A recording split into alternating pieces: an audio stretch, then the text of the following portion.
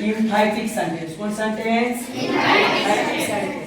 Emphatic sentence का मतलब होता है जोरदार कथन। क्या होता है? जोरदार कथन का मतलब होता है, मान के चलो कोई विद्यार्थी परीक्षा की तैयारी कर रहा है। कौन चीज की तैयारी कर रहा है? परीक्षा की तैयारी कर रहा है और एग्जाम में ना फेल हो जाता है। क्या हो जाता है? फेल हो जाता है। तो वो अपने पेरेंट्स से बोलेगा, और जब वो अपने पेरेंट्स के पास जाएगा तो उसको पूछेगा ना कि फेल क्यों हो गया। तो लड़का उस स्थिति में क्या बोलेगा?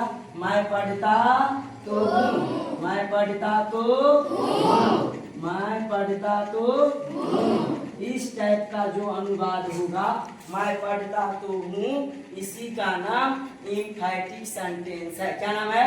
Emphatic sentence. इम्फैटिक सेंटेंस समझ गया ना?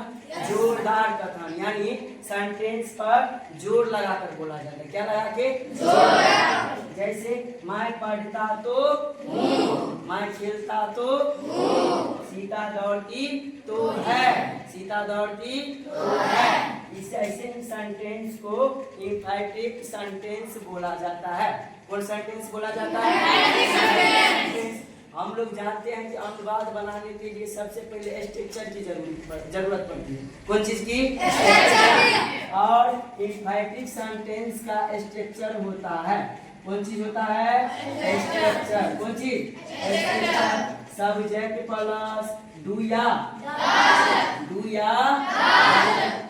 या डज के बाद हमेशा V1 ही कोई पूछेगा डू डज के बाद हमेशा कौन चीज आता है?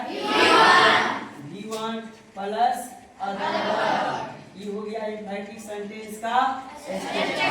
कौन चीज हो गया? स्ट्रक्चर। इस चीज का स्ट्रक्चर लिखे हैं ध्यान देगा। डू और डज के बाद हमेशा V1 ही, डू डज के बाद हमेशा V1 ही।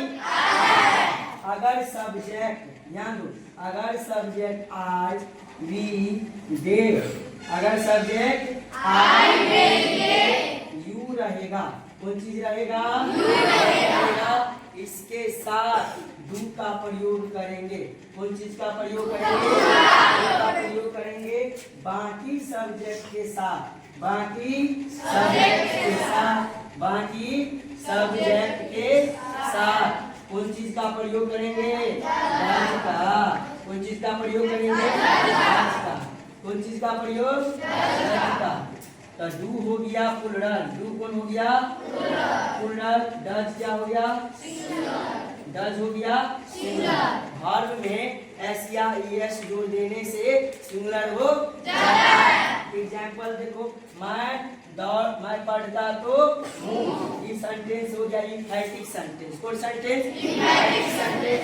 कोई बोलेगा कि इम्फैटिक सेंटेंस का अनुवाद, तो हम बोलेंगे डू और डज लगाकर बनाया जाता है। कोई पूछेगा इम्फैटिक सेंटेंस का अनुवाद कौन सी लगा के? ध्यान दो, मैं का मीनिंग कौन चीज होता है? डू की does.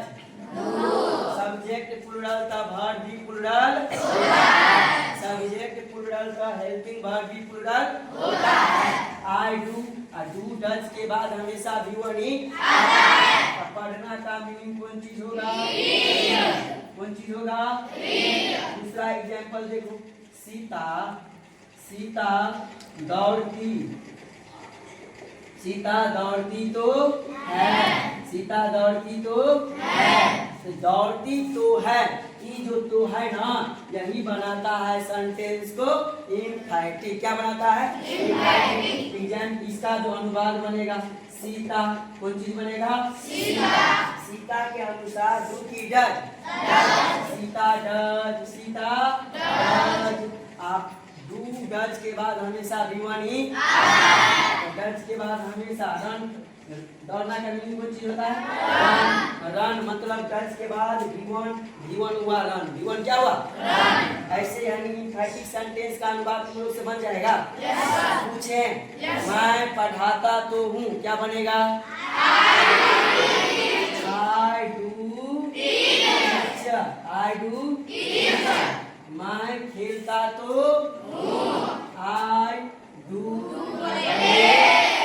Play cricket, play cricket. कोई बोलेगा सीता सीता गीत गाती तो है, क्या बनेगा? सीता डज, डज के बाद हमेशा V1 ही आता है। Does sing a song, does sing a song. समझ में आ गया सबको? एम्फैटिक सेंटेंस का अनुवाद बन जाएगा ना सबसे? बन जाएगा सबसे?